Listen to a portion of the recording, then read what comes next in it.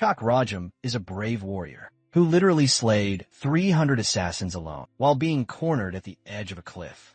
The guy wreaked havoc for 4 straight days, continuously piling up the dead bodies of anyone who dared to come closer to his mistress, whom he's been protecting with his life. Eventually, after clearing wave after wave of assassins, Rugium faced the final boss and was bested. But instead of dying alone, he dragged his final enemy along with him, jumping off the cliff. The two fighters exchanged final words before falling into the icy cold waters below. 900 years have passed since then, and the world has made a huge leap in technological advancements. Welcome to the 21st century. On a bridge over a river, there's a schoolgirl standing at the edge, with nothing to support her weight. She could fall any moment if she loses her balance, and people behind her assume she's trying to kill herself. But contrary to what they think, she's just standing there for the heck of it.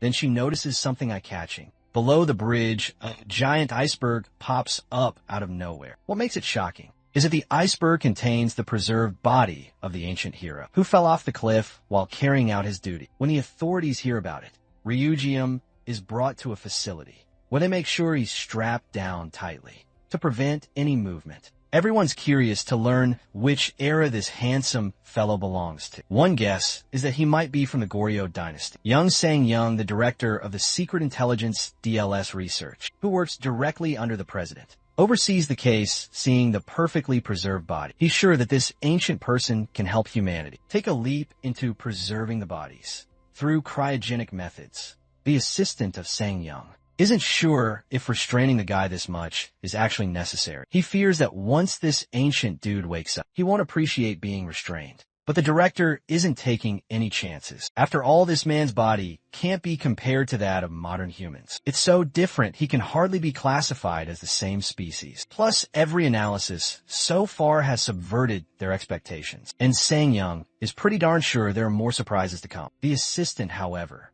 doesn't mean to seem complacent. What he's trying to say is that this guy, a gift sent by their ancestors to future generations, shouldn't be treated so harshly. Still, Sang-young isn't ready to let him go, unless they're 100% sure he's not some kind of disaster waiting to happen. Of course, the assistant finds Sang-young's concerns laughable, but it seems like this idiot's about to learn the hard way, that you should never ignore the advice of your seniors. That ancient guy literally tears through all the restraints, like they're nothing more than toilet paper. Before we witness the disaster, let's take a look at the bustling city. On the road, there's a jerk and his gold digger girlfriend, cruising in his sports car. This dude is speeding down the highway like he owns the road. But soon enough, this poor bastard is overtaken by a mere ancient guy, who's just woken from a long slumber. The guy is literally running at 80 kilometers per hour. He's making that red Lamborghini look like a donkey cart. With his insane speed, not only can he outrun sports cars, but he can also make sharp turns without slowing down, causing massive crashes among the traffic. All the Gen Z guys pull out their cameras and start recording this unprecedented scene they're witnessing. Now let's see things from Ryujin's perspective. He's having a hard time believing what he's seeing. He's running around in a place he's never been before. It's so bizarre and surreal that he's sure this can't be a dream. The last thing he remembers is trying to protect his mistress from those assassins. Suddenly, he comes across police cars blocking his path, finally bringing him to a halt. The police officers immediately try to take control of the situation, under orders from higher UPS. They surround Ryogium, who's standing still, unusually lost in his thoughts. He clearly remembers falling into the waterfall with his arch-nemesis, Okion. Then an officer sneaks up on him, insisting that he doesn't resist arrest, especially since doing so will only make things harder for him. But Ryugium's mind is too occupied to pay attention to the officer's words. As far as he remembers, he died back then. But if he isn't dead and seeing all this chaos around, the only thing that crosses his mind is that he's probably under the influence of an illusion, cast by Okion's follower, Yun Un-hee, who specializes in messing with people's minds. With that in mind, he brushes the officers off with his bare hands, sending them flying. He desperately wants to wake up from this illusion. One of the officers shoots a taser at him,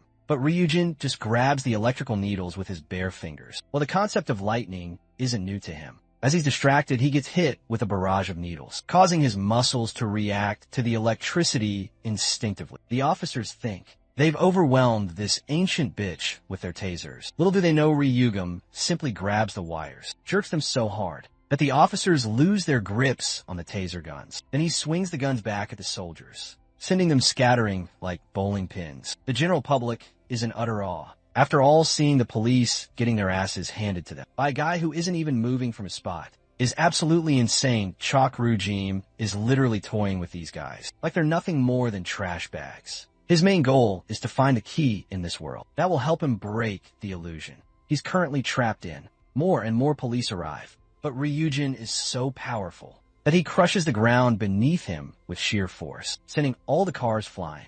All these guys are nothing more than an annoyance to him, so to avoid the trouble, he simply leaps high into the air like Hulk and jumps away. This display of immense strength leaves the soldiers wondering if this guy is even human. We then cut to Jong Min-woo, the service director of the National Intelligence. He's on the phone, fuming at the lack of results from his personnel. By now, he's sure that the special forces won't be able to do jack shit. In this case, let alone the police officers. The guy on the other end of the phone is Jong Sung-ya, the team leader of this operation. We saw him at the facility before. After witnessing how this ancient dude broke through the restraints and wreaked havoc, he agrees with the director. Director suddenly calms down when his senior, sitting in the back seat, takes full responsibility for everything happened, admitting that it's his fault. He's confident there's nothing to worry about. After all, they're dealing with an ancient dude who's supposedly powerless against modern weaponry. As he says, the main highway is packed with military vehicles, tanks, military Hummers, even helicopters filling the sky. Seriously, with all this military power, they're treating our guy like a Godzilla-level threat anyway. Chul Krugum stands at the top of a building completely surrounded. Even a rooftop is swarming with armed police forces. Now that these guys are challenging him, he's ready to show them what he is made of. But before initiating the fight, he grabs a broomstick as his weapon of choice. He's made up his mind. He's going to give these guys a run for their money with nothing but a broomstick. One of the soldiers shoots a bullet right near his feet, thinking it'll intimidate him. This officer is sure that an ancient martial artist like him won't be able to go up against a gun. But it looks like Chuk Ryu Jayam is about to prove him utterly wrong before the showdown can start. And we witness the chaos that follows. The president himself decides to show up and meet the guy. Once the president steps onto the roof, his concerned security detail warns him to keep his distance. As the representative of the country, Kong Ji-kan has personally come to meet this relic of the past. He tells the officers to lower their guns. Of course, being the ancient guy he is, Chokru Jiam catches on that the president likely has the standing of a king. First, Jikan expresses his apologies from the bottom of his heart for how they've treated their guest from the past. Since Chuk Ri Jim isn't aware of his surroundings, the president briefs him about how this current time is the future, and the place is South Korea. But before going any further, the president extends his hand for a handshake. He wants to escort Cho Rock Jayam to a better place. Before they talk more, as the president holds out his hand, Cho Rock Jayam just stands there unmoving. Every officer watches carefully, trying to predict his next move. But Choi Yu-gi-oh subverts everyone's expectations when he swings his stick aiming to slice the president's head off. As far as the ancient guy is concerned, the president might be the key to breaking out of this illusion. The officers immediately go bonkers, locking their aim on his head. Miraculously, the president is still alive and orders everyone to cease fire. Meanwhile, Chag Ryung-hyun is convinced that it's not Yin Un he's doing. You see, she was the greatest illusionist in Goryeo, so there's no way she'd create an illusion where his enemy doesn't suffer. Reflecting on those fights, Chak Rugyam knows that what he felt during his encounters with the officers didn't seem like an illusion. So, with everything in mind, the only conclusion he can draw is that this place is real. The scene cuts to the president's safe house, where a lavish spread of food is served to Choi Kyu-giant. But before indulging in meaningless pleasures, Bro wants to confirm where he is. The president claims it's a secret base, a designated place for meetings like this. He insists his ancient guest indulge himself, as all the food has been prepared according to the current era's traditions and tastes. Since Chuk Rujim isn't taking the initiative to dig in first, the president takes it up on him and takes the first bite. While eating, he asks if Chuk Rujim still has any doubts that he isn't in the future. Of course, Chuk Rujim is smart enough to figure that out by now. He is pretty darn sure that he is indeed in the future. The president is glad to hear that he understands now. It shouldn't be hard for him to understand that. The reason he's able to move, after being frozen for so long, is due to modern medical technology, something that wasn't possible back in his time. Chakravyam recalls the time before he died. The poison in his body was already spreading, and he was further pierced by his arch-nemesis. Since he's the only one left here, it means all his enemies have already fallen. The president continues his rant. While he's not sure if Chorak Jayam will be willing to accept the terms, the president wants to be generous enough to offer him support, to help him adapt to this place. But in return, he wants Chorak Jayam's cooperation. It's nothing too demanding, just a simple request to clarify. The president gestures to the director of national intelligence, and the guys quickly turn on the TV. A news reporter reports the sighting of the super strong guy. Not only is he matching the speed of cars, but he was even seen flying around the common.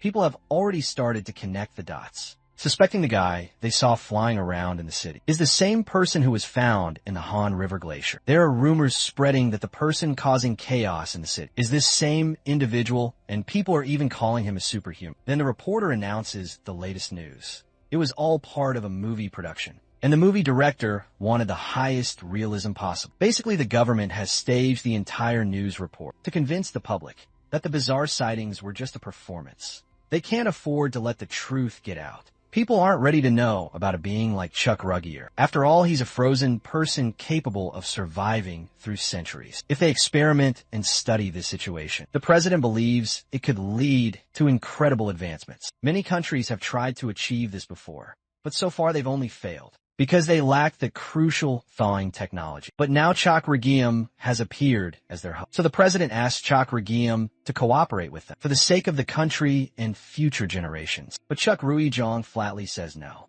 without a hint of hesitation. Of course, the president is left speechless, while Chakravyam proceeds toward the exit. As far as Chakravyam is concerned, it's bold of the president to assume he has any intention of living in this era. Since words aren't enough to convince this ancient warrior, the president decides to go with Plan B. The officers quickly line up their needle guns, aiming at Chakravyam, and begin bombarding him with darts. The darts strike his back precisely, but he doesn't even twitch a muscle. While Chakravyam may have stopped taser guns before, the director is sure this guy can't withstand tranquilizers strong enough to knock out an elephant. While the director may be right, but Chakravyam doesn't even let the darts pierce his skin. A thick layer of aura surrounds his body, preventing the needles from touching him. His inner aura accumulates in his hands, and in an instant, he sends the officers flying in all directions, as if they were nothing more than lightweight fuck dolls. This little display of power serves as a reminder to this persistent president not to pull this stunt again. Despite this, the president still isn't willing to let Choi Kyung-jayam walk away. That easily next up, enter a group of officers armed with electrical batons, surrounding Choi Kyung-jayam. Without hesitation, they charge at him. But Choi Ryujin moves so fast that the officer attacking him misses completely. The other officers close in, but one guy thinks he's finally got Choi Ryujin zapped with his baton. But before the baton can electrify him, Choi Ryujin vanishes in a blur, just like an afterimage. He's moving so fast that he's leaving a trail of silhouettes behind. At one point, the foolish officers realize they're no match for this guy. He didn't even attack despite being up against armed opponents. The only thing his opponents can do is watch as he walks away unscathed. The president, after receiving the news of their failure, is having a hard time believing they lost to a single man. By now, he's sure they can't capture him by force. So the only option left is to find alternative methods. After all, Chakravyam is no ordinary being, and a large-scale search will likely be necessary. Suddenly, a man rushes in to report urgent news. They found the location of the guy they've been looking for, while they're not sure of the reason. He's at a very easy-to-spot place, standing on the rooftop of the tallest building. It looks like Chakravyam is about to jump off this high rise to claim his own life. You see, this world offers nothing to him. His life is meaningless as he has no purpose to stay alive. The only reason he lived was to protect his mistress from enemies. But now that there's no mistress to protect and no enemies to fight, there's no reason for him to exist. He wishes he had died when he fell off the cliff all those years ago. As he begins to descend down, something catches his eye. A face on a billboard grabs his attention instantly. It turns out the face on the billboard looks exactly like Oki, his final enemy, someone he was supposed to take down. His eyes widened in shock as his memory flashed back to the time he faced off against Oki, a villain who placed his family members in an illusion to kill each other off, brutally before his eyes. Manhwa and Awakens worked together to fully commence the era of destruction. Upon Goryo, as everything went up in flames, the bodyguard boasted a determined glare against his nemesis Awakens, who enjoyed torturing the swordsman, and promised that he would flatten the world. Awakens is single-handedly responsible for everything, even though our boy was confident that he'd killed the guy. In their final battle, it turns out the bastard is still alive in the future. This changes Ryujin's perspective on things. The existence of his enemy in return gives his life a meaning, a purpose. Extending his hands pointed towards the ground, the man exerts so much pressure that he breaks the fall and plants his feet on the surface. There's a lot he didn't know about, and he was determined to find out. The scene cuts to President Jikan, losing his marbles after hearing that. Our boy jumped from the tallest building he could find, but the fact that his body is nowhere to be found is even more frightening than the first news he received. Luckily, they ran into a witness who ran into the guy, and according to his testimony, he simply asked about Yen Wu's information. In this world, Yen Wu is an important figure. He is the pride of Korea, a world-class movie star, renowned all over the world for his prodigious talent from a young age. He's got good eyes on him from other continents of the world, and with the looks of a model. He's got irresistible charm in his personality. Thanks to his existence alone, his company's stock value is on a rise. And because he's the most famous star of Korea, he's raised the country's status in global standings. In other words, the dude was the definition of a great man, which is unbecoming of the description that Ryujin was waiting to hear. It's as if he feels out of place. Even more now, that Awakens' identity appears to be the opposite of the man he is supposed to be given the information. Ryujin suspects that there are two possibilities. Number one, this model either resembles Awakens, and number two, the guy is actually him, while gaslighting the entire world. And for some interesting reason, Ryujin is desperately hoping that it's the second possibility. Feeling the urge to meet him, he requests the kid to take him to Yanwu, which is obviously an insane request to a normal kid, who obviously can't contact a celebrity like that. Even the kid is out here, thinking if he's found some kind of dumbass for asking that question. To the kid's horror, however, Ryujin is not in the mood to fudge around. The dude exerts so much pressure that it shatters the glass of every screen. Ryujin demands an answer from the kid, desiring a way to find Yanwu. The kid thinks he's about to get killed if he doesn't give him an answer, so he finally confesses. Hearing the model travel overseas a few years ago, Ryujin realizes that this means his target has already crossed to a different country. Let's pay a visit to the land of freedom, America. Here the model is having a nice lunch when suddenly he gets whacked in the damn face by buff Kanye West, over here speaking gibberish in English. The American man demands he leave the place. Turns out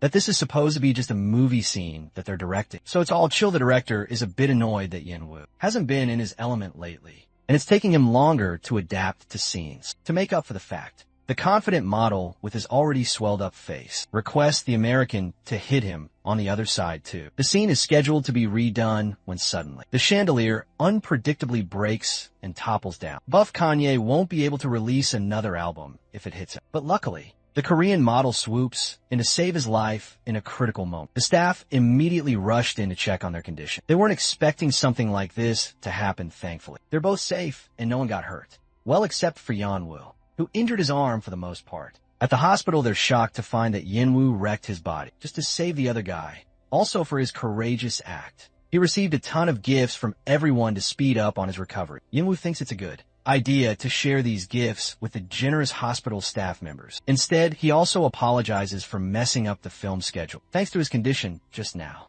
But they're just happy he didn't get injured too much. Also, it comes to Yen Wu's attention that filming isn't an important thing right now, especially when he hears shocking news. Back at the Blue House, President Jikan bids farewell to everyone, only to find our boy waiting for him, having bypassed top-tier security levels with ease. Jikan recalls being terrified yesterday, as only 9 hours ago our boy showed up to his office like Batman. He came to accept the offer of cooperation that he rejected earlier. Only this time he's got one condition paired alongside, handing him a photo of Yen Wu. He requests the president to help him find someone reliable, who can easily meet him in the same room as Yen Wu. Chicken's ready for anything, as long as he promises full cooperation in return. Ryujin observes that the gesture of shaking hands out of trust didn't exist back in his era, but he shakes his hand anyway. Back to the present. Jiken learns that Ryojium urgently wants to see Yanwu, but it won't be easy since they're so far away from him. The scene cuts to the part where they actually reach. Yanwu's place of stay, the model, is shocked to meet the president and the person he's brought alongside him.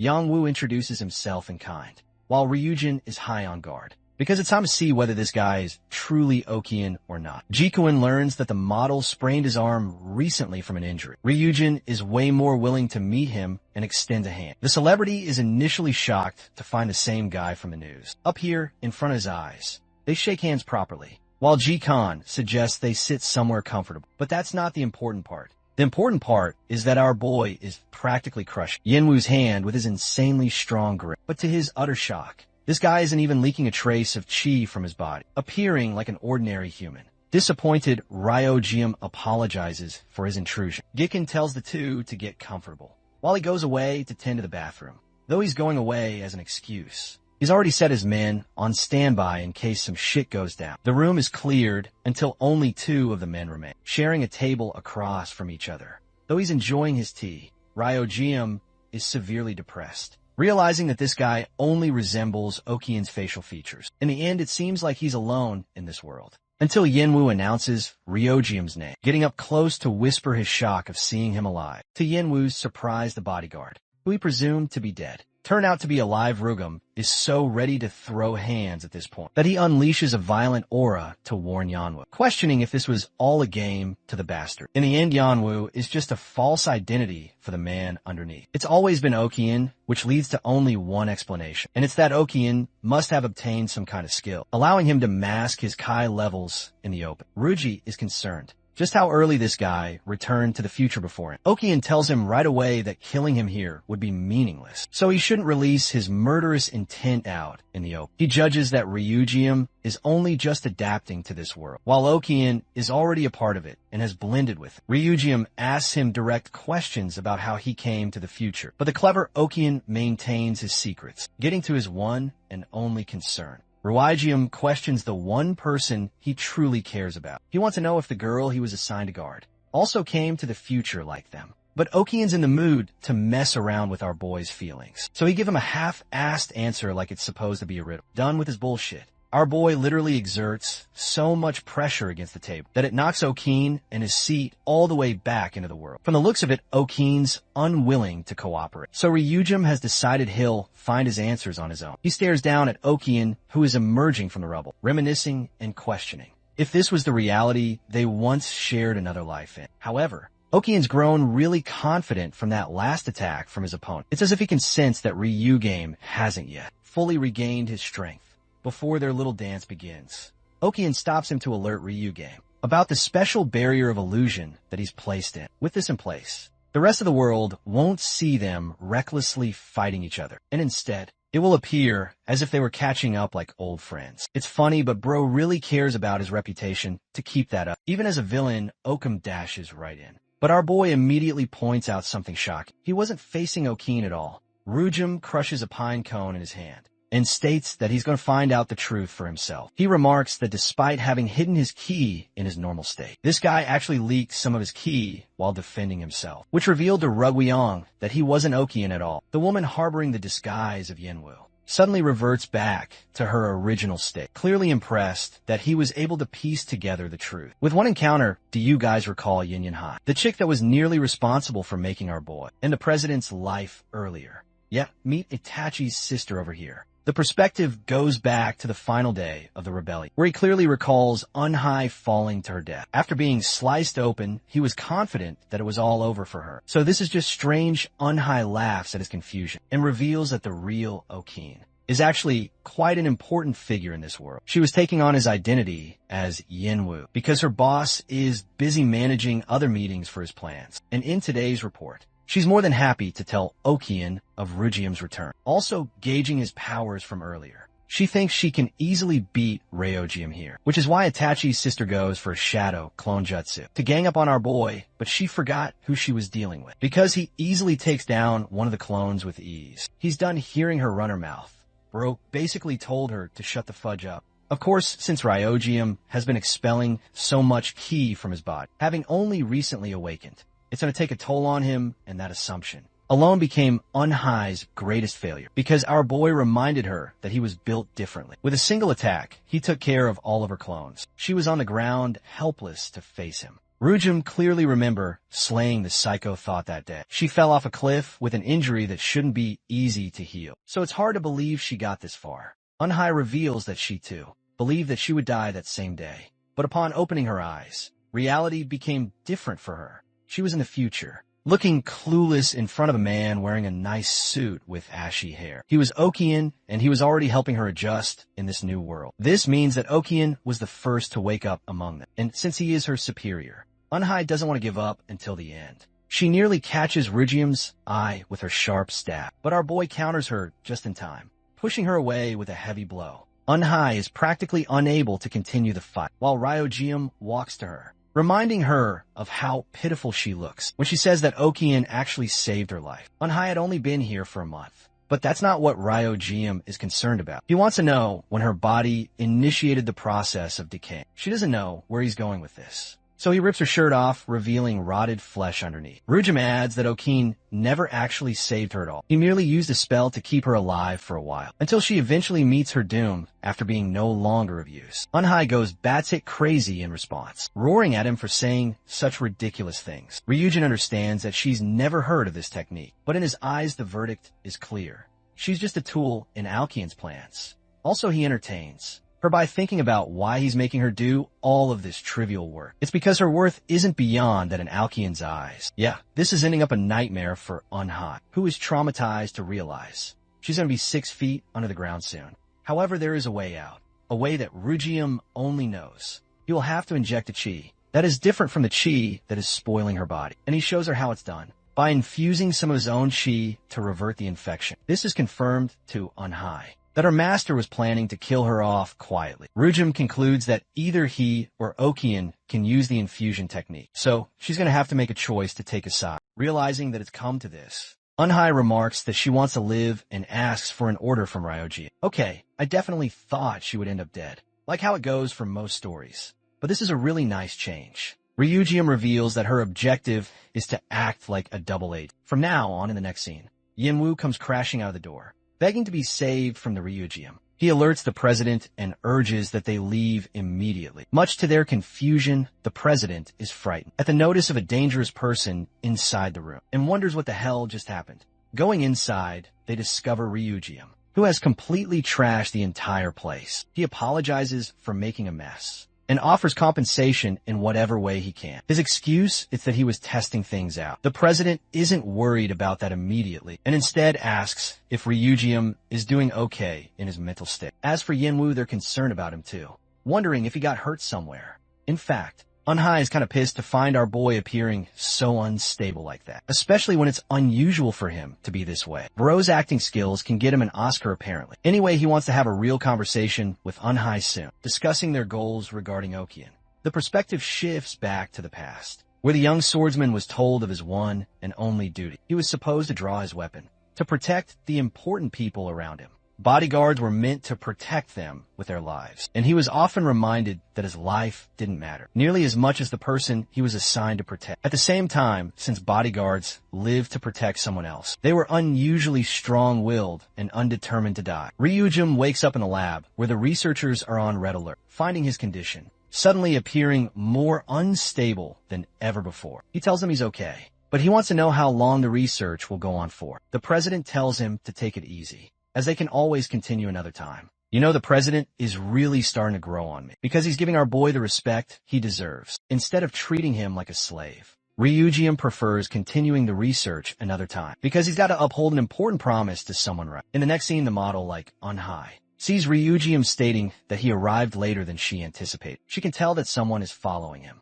but it's okay since it's only one of the president's watchmen. They decide to discuss their plans over food. But Unhai is a bit shocked that he's so comfortable, ordering so many drinks at her expense. Bro tells her to keep quiet, because he's the one supposed to carry out the questioning here. And then he starts off by covering Okian's backstory, who basically outsmarted him in their final encounter. Okian is a member of the family that he was assigned to protect. It was long believed that Okian met his death in an incident, but no one could have assumed that he faked his death in order to plan a rebellion. Unhai shares that he's a man of many secrets, while she just followed his orders without question. Since she can't answer that question well, Ryujin asks if there's anyone else from the past that came to the future. To her knowledge, Unhai, Okian and Ryujin are the only ones. Out of her own curiosity, she went neck deep into finding records of anyone else, but ended up finding nothing. Rukia learns that Okian is actually overseas at the moment, while Unhai is a bit put off that he's about to go meet him. In the condition he's in, the fact of the matter is, Okian has grown considerably stronger from the past. Our boy appears uninterested in her yapping and stops her, but it's actually because he sees something that makes his eyes widen. In extreme shock, the real Yanwu,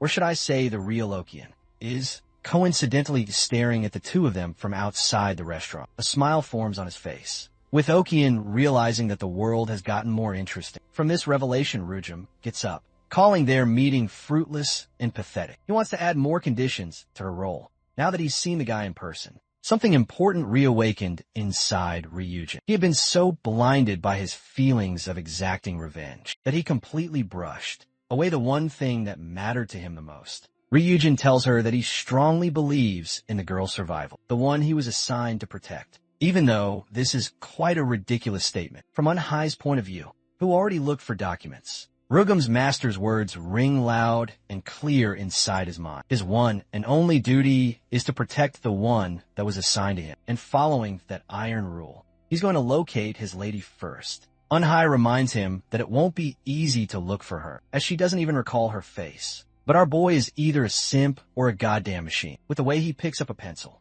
and starts sketching her face out to its finest details, having served her for life. This should be easy for him, until this fucking goofball reveals the drawing and plot twist. This shit isn't Picasso's work at all. The scene cuts to Choyun. Her friend is a bit annoyed that she left without her. Also, she's the same girl from the beginning of the story, who wanted to end her life. Aside from that, Sun's background is that she's basically a hit in her school, a model with a fan club full of weirdos and nerds, shooting out of their league, thinking they're going to hit it like LeBron. And because of those showerless creeps, Sun's friend is a bit worried about her. Her friend is at the same time jealous of Sun's massive attention spark in her school. While they're casually talking, Ryujin and Unhai locate the two young girls from a distance. Unhai is actually pretty stumped by the smartphone technology, remarking how it's an incredible sea of information. What a great time to be alive. Back to the story. Ryujin is really glad they're making solid progress here, having initially assumed it would have taken him up to a year to get to this point. He tells Unhai to be quiet because they're here to observe her, when suddenly a bunch of creeps gang up on the two young girls. These PDF files, looking like skin crawlers over here, are trying to get Sun's attention, even demanding a hug from her out of their obsession. But with the way they're approaching the two girls, Sun's face is struck with horror, as the two ugly scumbags act like she owes them a favor. For being her fans, Ryujin and Unhai are watching from a distance, realizing they should intervene soon. And now for a lore drop on his lady. Dandelion is the first word that comes to his mind when describing her innocence. A petite and innocent girl who wept relentlessly, despite belonging from a rich family. Every time she gets sick, her condition is beyond comparison. She was the definition of someone who needed to rely on someone else. For a safe existence, Ryujin leaps in right as ugly King Kong over here is trying to hug Sun Unhai. Bats an eye on the Sun's friend. And in case you guys were somehow thinking that Sun was Ryujin's lady, you are wrong, it's her friend. And she wasn't weak, not in her past life, and not even now. She was his master. Ryujin walks up to her, and she slowly approaches him. Our boy apologizes for being so late to save her, and even offers her his own jacket to protect against the cold. With this meeting alone, Ryujin is dead confident in the person in front of him. But to his utter shock, the chick bolts right in, stinging him with a powerful uppercut in the abdomen. Ryujin clearly wasn't expecting that, and neither was I. This chick's not a damsel in distress. She's a weapon with a smile on her face. She shares that it's been a while since they last met each other. Turns out the chick mistook him for being a fan of hers. My dude is devastated, realizing that she doesn't even remember him at all. She doesn't even share the same name as her. The girl doesn't get what's the issue and asks if he's Shu's fan. Instead, Ryujin appears visibly distraught, realizing that it's not just a matter of memories, but a matter of her demeanor as well. He was speaking to an entirely different person. Now the kid lowers her head in embarrassment, realizing that she punched him for no reason. Some dudes from class come out of nowhere to protect Cyan and her friend, thinking that our boy was trying to harass them or something. But at this moment, Ryujium doesn't care about anything at all. All he knows is the grim reality, that this child is different from his master. They leave him be and go away with Cyan. But the girl appears in a pensive state, seeing the man stand on his own with a sorrowful expression. From this one interaction, she can tell that he's someone who has lived a terrible life. In the next scene or the next morning, Ryujium and his trusty sidekick Unhai arrive at the tomb where his lady is supposedly buried. Unhai finds it a bit unremarkable, but thinks it's due to the passage of time. They confirm the information by meeting with the top historian under the president's command. Having confirmed it from multiple sources, they discover that Ryujium's lady passed on the day of the rebellion. Her final belongings are kept sacred in the tomb. Unhai appears okay, but Ryujium is extremely distraught, so much so that he punches the ground to vent his frustration. The final scene replays in his mind over and over again. Okian inevitably bested him by separating the bodyguard from his one and only goal. Unfortunately, he broke the rules of his job and failed his ultimate purpose in life. In front of her tomb, he finds himself despairing at the thought of failing her expectations. I genuinely feel bad for him. It's like doing something with such devotion for decades of your life and realizing your efforts didn't matter at all. Now that they confirmed her death, they turned their attention to the child from before, the one who shared a similar face to his master. Back to the scene of the school. The girl finds herself surprised that she's the only employee left. Her drunkard boss is lazing around. Bro looks like an even more depressed version of Nanami. Shidiak is such a lazy jackass that he wants her to make him a bowl of ramyun as part of her job, while the girl is pissed that he's making her do such insulting tasks when she's supposed to go big and famous one day. Shidiak finds her annoying enough to get up and cook for himself. The girl's interview is playing on TV, while Shidak tells her to be more patient for a little while longer. Shidak receives a sudden phone call, only to find himself excited. Ending the call, he shares the good news with Min Daeyeol, telling her that he's finally secured a drama meeting with an amazing production company. Duel's eyes lit up with happiness, realizing that she's about to approach the opportunity of a lifetime. Here, since they're invited for the meeting, Duel decides to go, but she's put off by the meeting location, as it's unsuited for a young girl like her. However, she chalks it off as just a company issue. The interviewees call her over, requesting the girl to take the drink. Much to her shock, she reminds them that she's a minor, so that won't be possible. The atmosphere of the place does not feel like an interview at all. It is unprofessional, and these two drunkards are acting like nutcases. They tell her to get comfortable, as this is just an introductory meeting rather than an official one. At first, she thinks it's fine. But the moment one of the creepy bastards messes with her body, she realizes this is the last place on Earth she is supposed to be. A horrifying realization sets in for the young girl, who realizes what kind of direction this is going. She takes control of the situation and gets up, stating that she isn't about that kind of life, even for a price of a building. But that didn't matter anymore, as only moments afterwards, she fell to the ground as a victim to the drug that was mixed in the water, with her body immobilized on the ground. She realizes they fooled her by spiking the water too. As for Shidak, he's been so depressed that he became desperate. They think he's probably smiling reading the script right now. With the girl knocked out, one of the guys suggests that they take advantage of the girl's dreams to help better their own goals. Receiving a phone call from their leader, they report that they're making smooth progress so far. Back at President Jiken's place, our boy looks at the clear moon, remarking that he's only got one thing left in his life, and that is vengeance. He fully intends to destroy everything Okian has built up in his life, tearing it all down, until he makes sure both of them stay dead for good. This time, Unhai surprises him with her late-night visit. And also, we come to learn that he's been supplying her with his chi daily. And I definitely don't mean the birds and the bees that you guys are thinking about. She's come to inform him about some interesting news, though it's not regarding Okian, but the girl who appeared just like his lady. Having sparked an interest in Dilla, Unhai began an official investigation tracing back any links to her. She shockingly reveals that just like Ryujium's lady, this girl also belongs to the Min family. And that means she's a direct descendant of the person he failed to protect. Having tailed her around for a while, Unhai learned that she's currently in a bad situation and needs help. Even after what she said, Rugum doesn't give a flying fuck about a descent. He goes back inside, showcasing no interest at all, not in someone who didn't. Wasn't even his own master. Unhai is a bit annoyed by his reaction, even though she went through the trouble of tracking the girl down. Meticulously upon receiving a sudden phone call, she realizes she must hurry inside. She feels as if Ryugam should simply abandon the girl if he finds her boring, sitting in silence. The depressed man recalls seeing a memory of the one he cherished. The most she gave him many different reactions until the day of the rebellion came. Sensing that his lady will be threatened, he told her to evacuate safely, but she asked him a final favor, requesting that whenever she looked back at him, he should be there to support her. That visage compared to dual slices inside his mind. Too many thoughts are confusing the young man, who has fully convinced himself that the girl isn't his master. Dual has nothing to do with him, so why should he care also? He thinks that there must be someone out there who is already trying to protect her. Let's go back and visit Nanami again, who has received Beksu as a new hiring recruit to apply for the position of manager. To Beksu's shock, he immediately becomes manager on the first day, without even an interview. After all, this guy doesn't really care about the fact that Beksu is a newbie, with that he bids the guy farewell, recalling that after duel, he's the only employee here. He's got a surprise ready for her, and wonders how the meeting went for her. Receiving a call from his boss, the white-haired dude is pissed as hell. In a few moments, he was away to the bathroom. Shit went down, and the target escaped. His idiot underling tried touching her body, and ended up getting his shit rocked for it.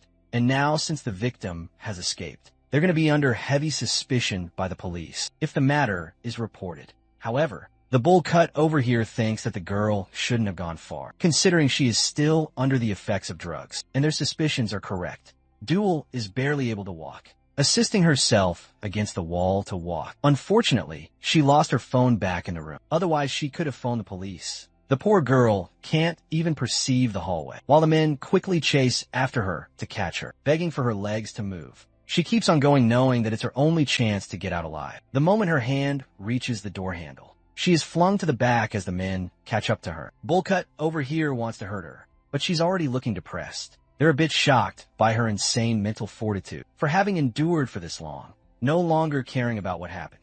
They decide to take her back. Suddenly the ground starts shaking.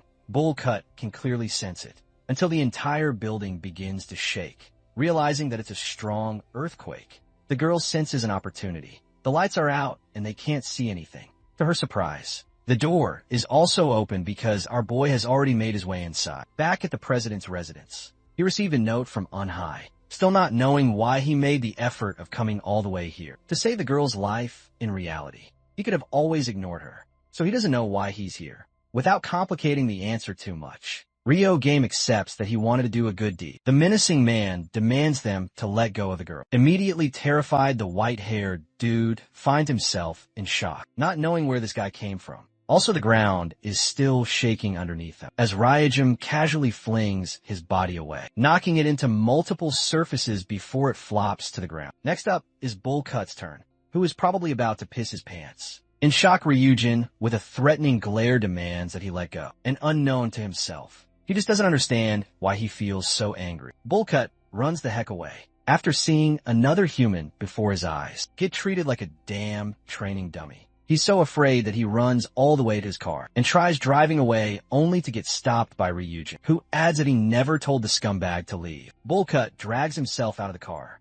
while Ryujin questions what they did to the girl to make her unconscious. So he wonders if he should kill him if he's not getting any answers. Asking one final time as he shoves the car away with sheer aura, he questions if they poisoned her, and if so, Ragam wants an immediate antidote. Bullcut tries to explain that the girl is simply drugged and will wake up soon, but this man isn't looking for cheap answers, as he makes a sandwich out of the dude's hand. Ryujin gives him a bone-chilling warning, threatening to break his neck if he finds out that he's lying. Bullcut doesn't even know what's going on, as numerous men, suited up like government agents, come to defuse the situation. Turns out it's a security team, and they tell the kid to run away. Ryujin tends to the girl's condition, but the emergency team's leader has a different plan in mind and wants to assume custody over the child. They don't even introduce themselves to Ryujin and simply order him to hand over the girl or else they'll use force. But our boy is ready to throw hands, imploring them to go ahead and ducking try, recalling their first interaction and how he helped her. Just now Ryuga believes that he should be the one to take responsibility over her. He tells them that he's the child's manager.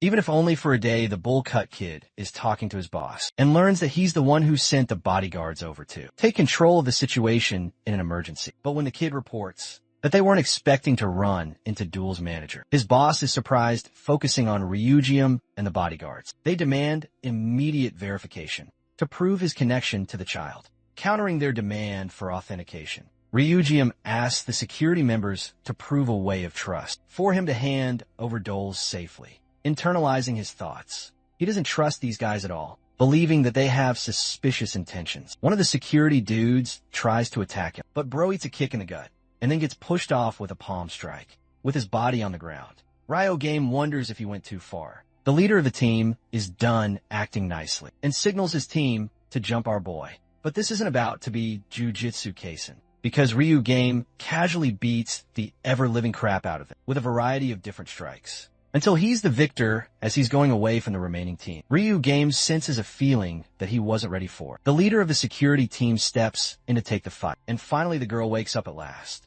She has no memory of the security team members, so he tells her to close her eyes for a second, and charges up a powerful attack within a flash of a second. The team is flipped over to its head as they're all knocked out like bowling pins with Ryujihin's explosive lunge. The girl is too stunned to speak. Her only reaction is the factual admission that he's an unbelievably strong human. In the next scene, she safely returned to her boss, who comes to realize that he made a major mistake by sending the girl alone without anyone to care for. He didn't know this would happen and was fooled by the company just because it shared a big name, even though she appears to be fine. It's clear that this situation has clearly affected the girl. Though he assumed it was a good opportunity at first, it could have ended really badly for Dooley. Pissed as hell, her boss is in the mood to kill the crap out of the ones who hurt his employee. But his very own employee points out his ridiculous approach. He couldn't just fight against a giant company. And though she wants to expose the bastards for what they did, it's simply unrealistic as they're weak in this circumstance. No matter how much they raise their voice, they would lose. That's why she didn't want her boss to go on and start a meaningless fight. Instead, she's more than happy to pay them back later in the long run. Instead, she thinks it's more important to thank a certain someone for helping them out, dragging his ass out to the disinterested Ryugium. She lets the boss take the conversation. Though he wants to compensate, our boy Ryugium really doesn't care about anything other than sweet drinks. The girl has become an immediate fan of this guy for being really good at fighting. She thinks assigning him for the manager's position would be excellent, especially since they've run into each other before. She wonders if the girl he mistook her for is also as pretty as her. Apart from that, the boss is out here interviewing the man and learns that he's practically jobless right now, while Dooley is shocked by what he's doing, because in the boss's point of view, both of them look perfect together. So he straight up offers him a job to work as the manager. And while back in class, Dooley gets praise from Saiwan for having boarded a big production company, not knowing the kind of shit show that went down the other night. Duel speaks about the details and explains that it didn't work out. Feeling dizzy, she draws away and nervously asks for a favor to give her some trade secrets. This kind of private request has Soon a bit on the fence, but thanks to her overly nice personality, she accepts wholeheartedly. She's ready to answer any questions when a group of delinquent bitches comes around, pushing them out of the way. This is the Ojanel gang, but thanks to Son's personal managers, they're scared off from engaging in anything serious. Saiwan believes that getting a manager is crucial for situations like these. Choosing someone reliable is more important than choosing someone strong, as that person should be dependable. The word dependable reminds her of the man she recently became acquainted with. Ryugam is observing the cityscape at night when Unhai arrives to serve him. Bro is a bit too harsh on her because he points her out for being late every time. Also, since she's late often, he wonders what kind of personal schedule she has. Unhai refuses to talk about that and questions why he called her. Bro just wants to know about the celebrity manager role, something not even this chick knows. Receiving a sharp glare from him, she explains that a typical role of a manager involves checking on the celebrity's condition and taking care of negotiations in their stead. Basically a caretaker who always looks after them. Now that she's spilled the beans, she wants to know why he asked. Ryugam explains that he's got himself a new job as the manager of Mindyul, which comes as a roaring shock to her, especially when this dude was hard on rejecting her the other day. She even curses him for having a change of heart and suspects that this would happen in the end. Apart from that, he got to know about something interesting from the girl.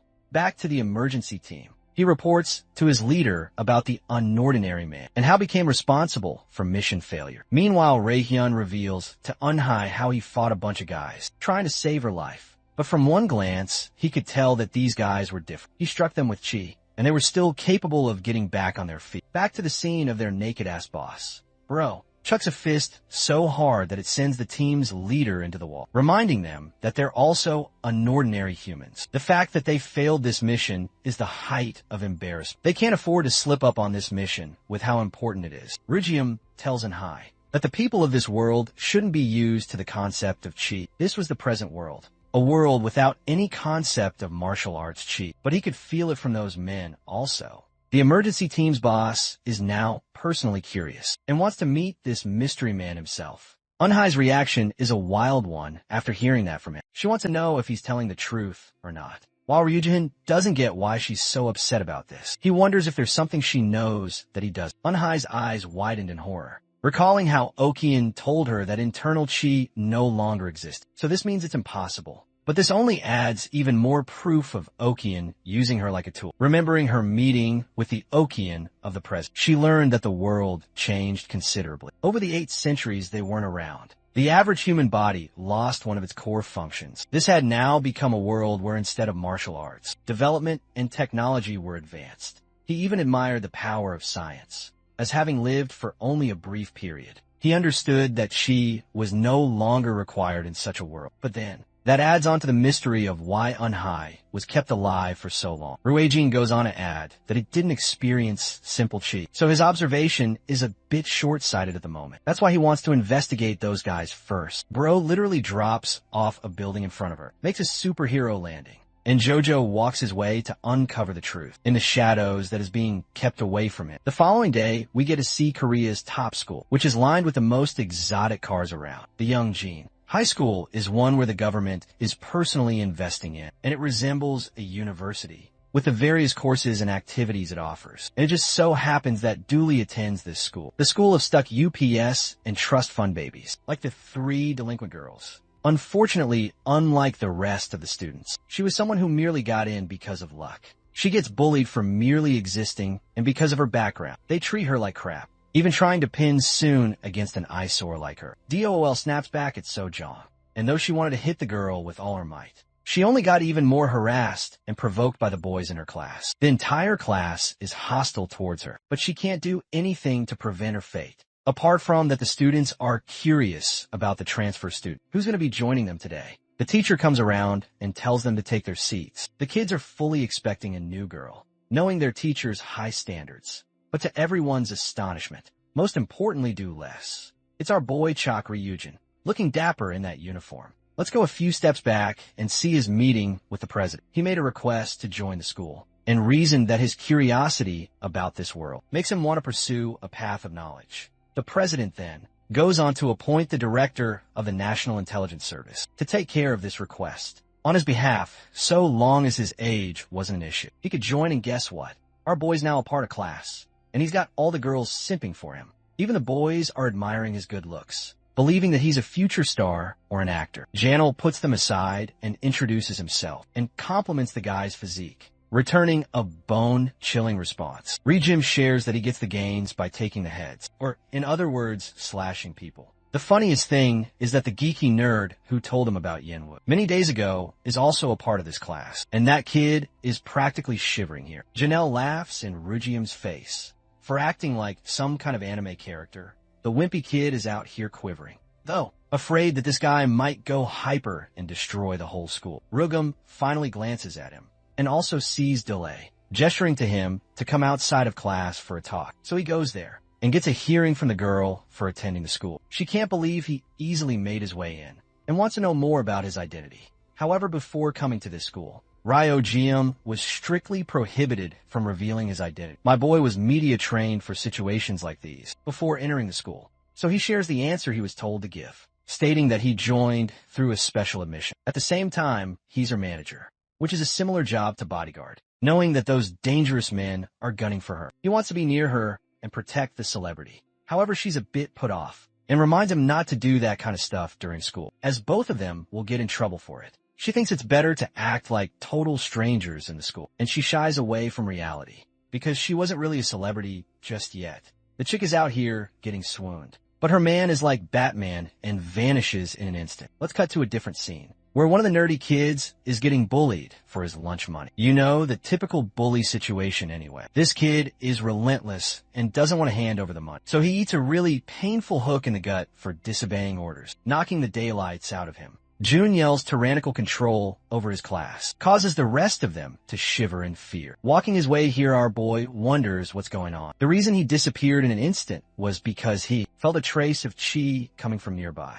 Janel's got the kid on his knees, collecting the money. The wimpy kid explains that Janel has a policy of collecting taxes from everyone. He treats this as his playground and is allowed to do whatever the fuck he wants because he's got a strong family background. The easiest way to describe him would be king. And as you can guess, the word king is quite the trigger for our boy, who is genuinely disgusted at the pathetic weakling of a sight that Janelle is, despite being the king, but his bold words just now were heard by Jim and the rest of his goons. Of course, Region, being the polite gentleman that he is, apologized for upsetting the king. Janelle thinks he's threatening to rise up in the hierarchy, in the class ladder. His goon thinks he's more than enough to handle a guy like Ryuji, but Janel is personally pissed and straight up pushes the guy away, showing his jaw, asking for a clean hit on the fist. Yeah, famous last words right here. Ryujim sincerely asks if he's ready to die, which may seem like an exaggeration to others, but this guy really means it, pissed that he's still showing off.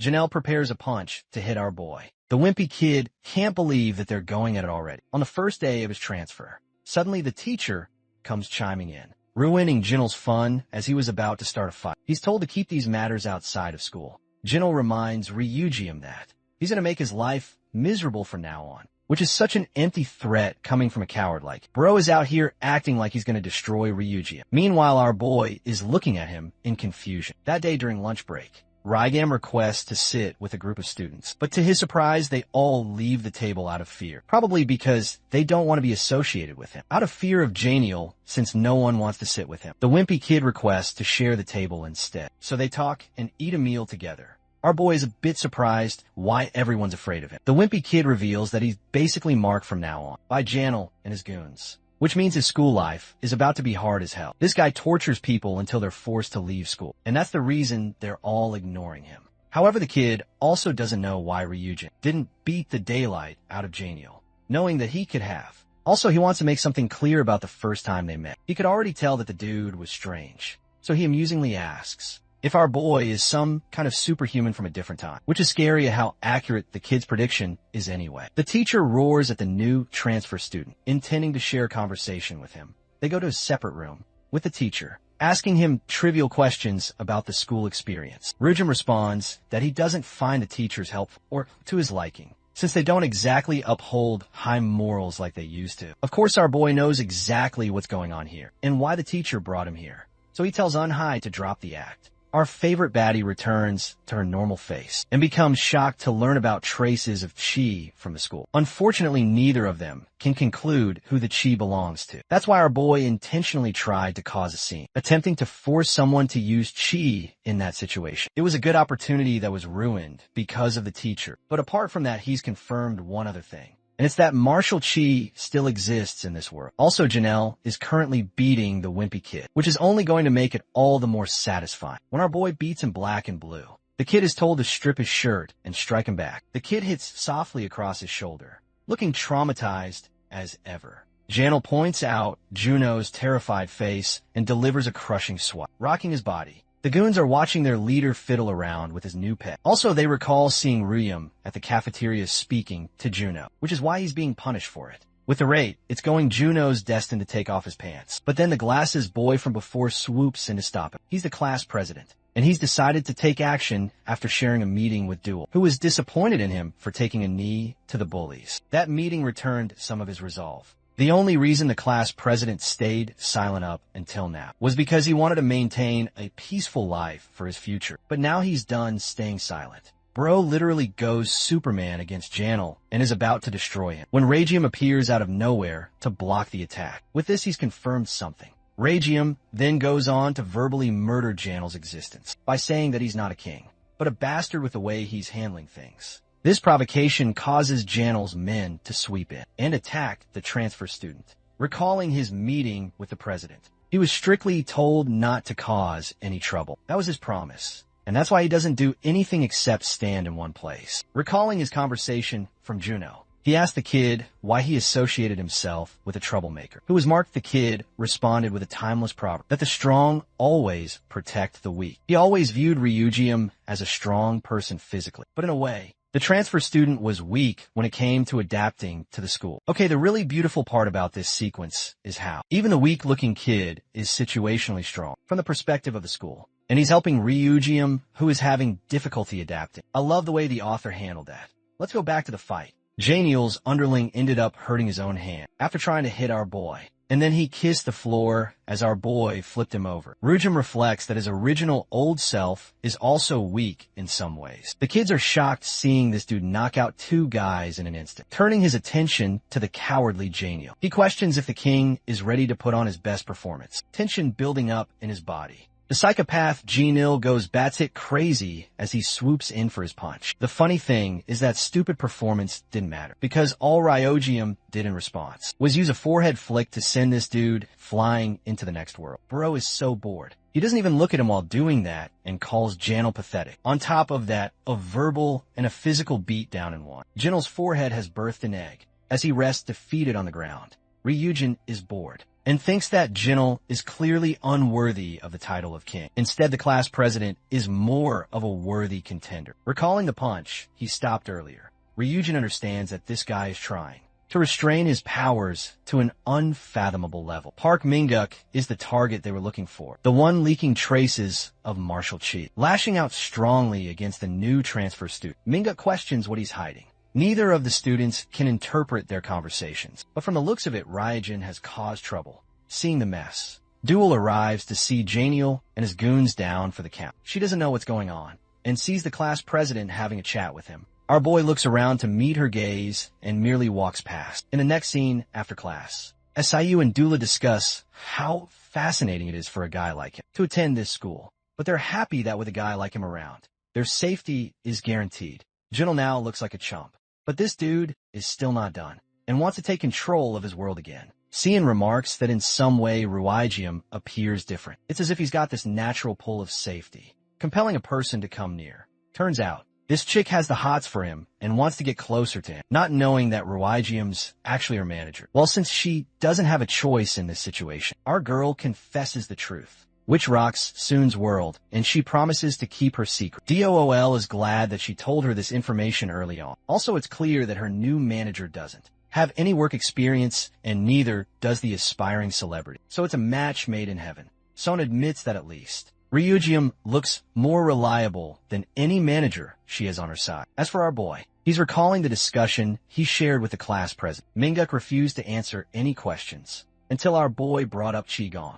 Minguk didn't know what he was talking about at all. This confirmed one thing, and it was that not even Minguk knew about his strength. He was basically swinging a fist like normal, not knowing he had so much power behind him. Minguk began getting tensed up from the strange accusations, and that's how their conversation cut off. Ryujium vividly recalls his energy from the punch, appearing familiar to him, in some ways anyway. Ryujium is getting disciplined for causing so much trouble. On his first day, they want to call over his guardian and put him in trouble for it. In response, the fearless student simply calls the instructor a shameful man, and right away the so-called guardian step foot inside the school, which are revealed to be the director of the National Intelligence Service. And as men imagine, having the damn director as your representative for the school meeting, bro, must be feeling unstoppable. Anyway, since the school is sponsored by the government, they're pretty disappointed with the way they've handled things here. He also tells Ryujium to leave the rest to him, which only sparks the instructor's curiosity even more. And with that, the issue is resolved.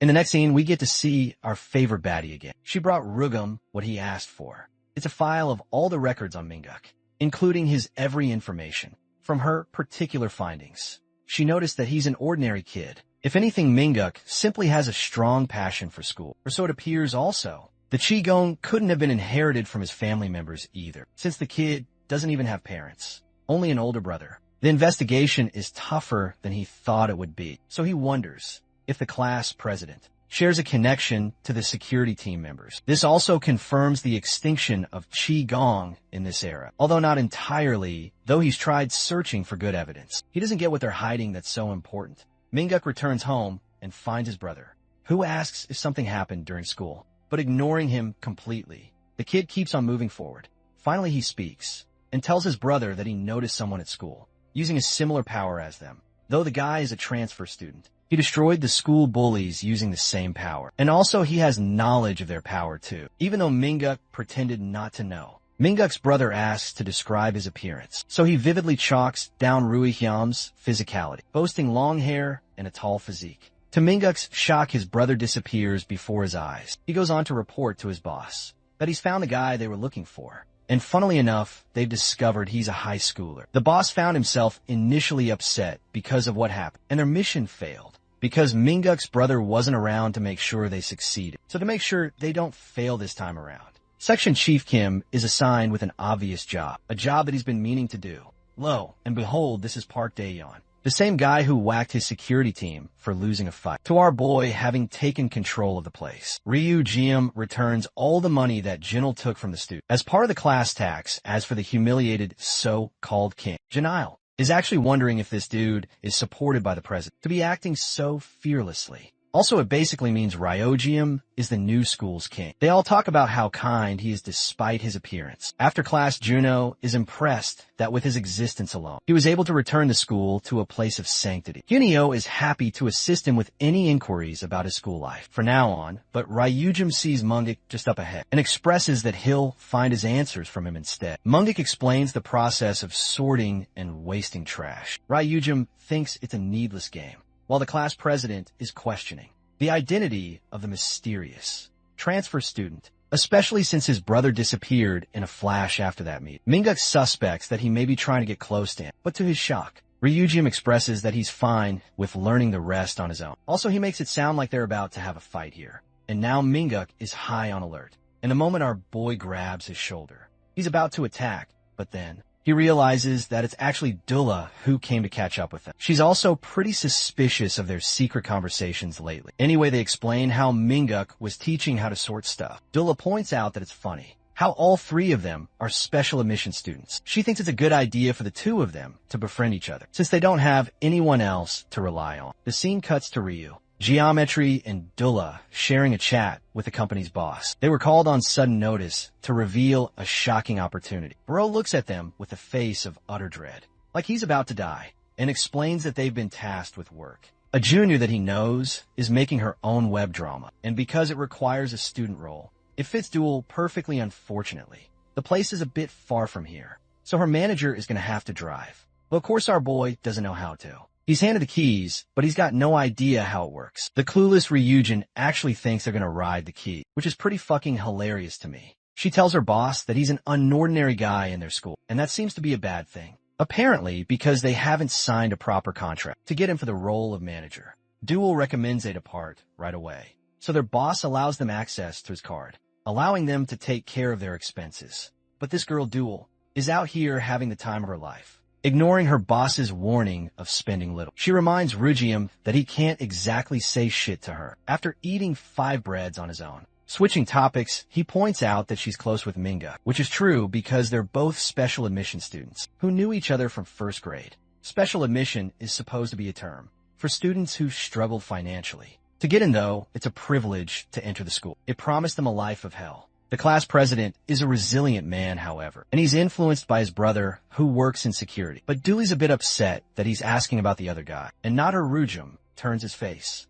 acting like he's asleep, when in reality, he's deeply focusing on the word security. Arriving at the site of the production, Ryujin learns that Dina doesn't really want him to follow her around because it will attract way too much attention. Instead, she tells him to go and rest in the bus of the filming crew, and that's what he does, sitting patiently, gathering his thoughts on the security people he fought back then, which means Minga definitely lied to him. And his brother Daehan is a suspicious figure too. And well, guess what happens? The same group of suits wearing clowns turn up to meet him on the bus. Our boy is happy that he's going to get a chance to encounter Daehan. Today, Rugum expresses that he's not going to destroy them if they simply answer some of his questions, starting with the first one, which is him asking about their main target. Since they're quiet on that, he asks his second question, inquiring about the man known as Park Dae-yeon. The one in charge of the team leaps right in to beat Ryujin, though he unloads a punch. His fist is casually grabbed without our boy even needing to stand up. The guy just blocked the attack with ease.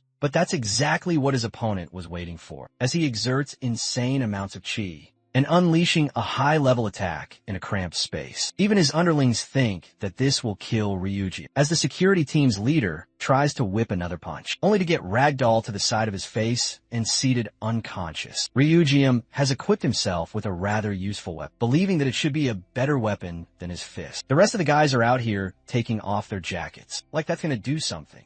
The first one rushes to attack, while Ryuji observes that their chi gong shows itself in response to certain triggers. He's out here beating them up while also collecting his thoughts, comparing them to Minguk's situation. However, compared to the chi gong he experienced in the past era, this one seems like a cheap copy without any merit. That's why he's casually destroying these chumps. Without breaking a sweat and with all of the men defeated, Bro casually sets them on their seats, making it seem like they were sleeping, though he observed them to be weak in their qigong. The same isn't the case for the guy approaching the bus. Ryujin gets out of the bus to confront the man wearing a sleek black suit. Dahan is seriously unimpressed that his team was annihilated. In under a minute, Ryujin directly confirms the identity of Park Dahan. And get ready for the plot twist. Our boy himself reveals that he's an ancestor of their family. Hearing the word ancestor coming from his target's mouth, Dahan can't help but let out a loud chuckle. He thinks it's a ridiculous answer. Wow. Our boy tells him that he actually knows about his little brother. Minguk, that name alone, causes Dahan to whip a damn pipe across our boy's head. And only then he asked about Ryu Jin's identity. Luckily, Jin caught the pipe and wonders if Dahan's really that curious to find that out, since they both have the same goals here. Deciding to continue this fight in another location, they move to an isolated park, getting comfortable. Dahan is serious with how much chi he is releasing right now. He's looking for answers. But those answers will only come if and only if Ryujin is defeated, since they're both curious. The winner takes all, and the loser will have to oblige. Dahan is done being treated around without respect and lunges to attack him. The attack connects and pushes Ryujin back considerably. Dahan is rather impressed that his inhuman speed was countered against an enemy like this. So much so that he actually praises Ryujin's capability. But this fight isn't over just yet, as Dahan meticulously uses the walls as a ramp to descend. With a powerful aerial kick, Dahan notices that his opponent is reading his movements like a book, so it causes him concern if he's truly up against a force of nature, though his identity remains a mystery. Dahan is smart enough to deem Ryujin's capabilities perhaps higher than even his own, realizing that he's got no choice but to fully harness the powers of his qigong. He takes a stance that astonishes our boy. It's the Silent Tiger Fist. And this attack generates immense pressure, even after being blocked by Ryujin. Following up with a second lunge, Dahan blitzes his opponent in his wrathful fury and attempts to land the third strike, even though Ryujin dodges this attack. The pressure literally destroys a bunch of trees in the park. Going for the fourth sequence of the strike, he tries to overwhelm Ryujin with a definitive final strike, but to Dayan's shock, his opponent is nowhere to be found. The Silent Tiger Fist is actually an attack that requires a mandatory element to complete it, and Ryujin displays that element of complete silence, masking his presence like a quiet predator, ready to annihilate his prey from his blind spot. He criticizes Dahan's inefficient handling of qigong and shows that he could have ended Dahan in an instant. The first sequence alone from Ryujin is enough to knock Dahan so far back that the earth ruptures in response to the pressure. It was clear that day that their skills were far apart. Ryujin goes on to reveal that he didn't even use the full strike. Sequence in the next scene. DOOL is surprised that they're getting a private escort vehicle instead of a bus on their way back. The girl has no idea what she missed. The following morning, our boy slaps the crap out of Dahan to wake him up. They're back in the brother's home anyway. But Minguk doesn't seem to be around. Dahan doesn't even remember getting blacked out, but as an honorable man, he's ready to uphold his promise of stating any desired information. Rayhan explains that he's confirmed a bunch of facts on his own already. The first being that Dahan's body lacks qi gong inherently. This made him wonder how a person like him could manifest its powers, until he found a little something in their house. There were a bunch of pills. Their shapes are different from the ones used in the past, but their application is the same. Its purpose is to implant qigong inside a person's body, which showcases why both of the Park brothers have such powers. Ryujin understands that. Neither of them know about the most important part of the pill. Dahan gets fired up from this new information and demands to hear information. In simple words, to put short and sweet, Our boy shocks him by stating that they could both die at this rate. Dahan doesn't want to believe such ridiculous words and starts shouting out of fear and anger. He doesn't understand Ryujin's intentions until the man himself gives him a solid piece of advice. If he truly cherishes his little brother, he must stay away from those corrupt people. Suddenly, both of them feel an immense pressure coming from the door. It's a feeling unlike any other, causing Dahan to swell up in fear. The reporters are already waiting in line to interview the world-famous celebrity. Yu Yanwu's arrival. Yanwu is intrigued to find Unhai around. She greets him nicely while he comments on how she looks good. Suddenly, the world comes to a stop as Budget Dio over here and traps them in a barrier. He grabs her by the throat, questioning how the hell she's still alive. Unhai is in a really tough spot. While Yanwu orders her to take off her blazer, Unhai is actually stunned that Yanwu was able to take notice of her healing condition, even though she already took care of Ryujium's energy from her body. Yanwu is looking at her cautiously, while she's wondering how it's possible to see through her with such transparency. Figuring that she's suffered more than enough, he decides to lend her a hand. Instead of increasing the infection, he actually heals her with his own internal energy. Then he tries to gain her trust by stating that he never had any intention of discarding her anyway. But he's really surprised by the horrific expression she's got on her face. Yeah, well, that's because she's currently feeling an insane level of pain grueling inside of her body. As Yanwu lets out a manipulative smile, the reporters don't even know where the model disappeared, thanks to the barrier he cast, and both of them move out of the scene. In the next scene, we see Dahan processing the words that he was left with. His condition was going to lead to his death, which explains the reason he's been feeling the way that he does. He wonders if the organization he's dealing with purposely hid this detail. Dahan is also having double thoughts on whether he should trust. Ryujin Minguk returns from school and is welcomed by his big brother, who is still trying to hold on by doing whatever he can for his little brother's sake. While Minguk's brushing his teeth, he finally tells his brother not to look at his body like a pervert. Dahan shockingly tells him that they're not going to use the pills anymore, since the company's suspending the drugs and restricting them for organization members only. For now, this news seems terrible to Manga, who wanted to use their power for an important evaluation. However, Dahan just can't take any more blind chances anymore. All of a sudden, Minguk starts bleeding out from his nose, signaling a horrific fate ahead as a result of the pills. Dahan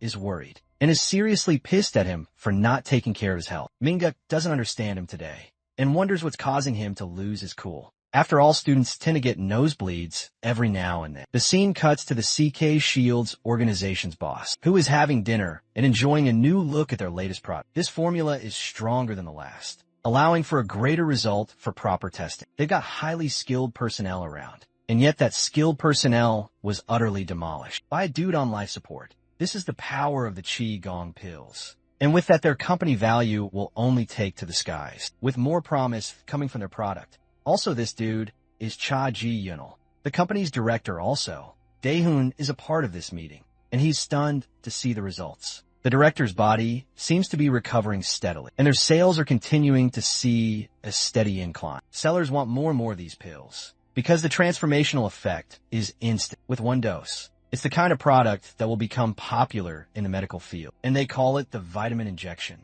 For now, things are proceeding just as planned. The organization's boss calls for Daehan to catch a rapport of the guy he was sent to target. Poor Daehan only recalls being demolished as the outcome of that fight and goes all quiet, but since he can't say that to save his own life, Daehan expresses that he took care of the guy in private. At least this excuse will buy him some time. The boss tells him to go back to his position. As the scene transitions to his little brother Minga, starting to get annoyed seeing Ryujin tail him around all day. But our boy is pretty clever and chalks it off as a mere coincidence and nothing more. In reality, he's been keeping an eye on Minguk, but lately hasn't noticed any traces of Chi so far. Ryujin's attention is focused outside when he sees Janiel beating the crap out of Juno again. He's punishing the little kid for what Ryujin did to him. Junyo's tossed to the ground and reminded of the reality he's always going to be a part of. His goons are staring down their boss, kicking Juno to the ground until Dooley comes along, stopping them shitless because they thought it was actually Ryujin. Turning to meet her gaze, Janel walks up to her, ready to slap her in the face.